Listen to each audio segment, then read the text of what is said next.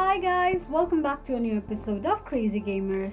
Today in this video, I'm gonna show you how you can change language on Cooking Craze application.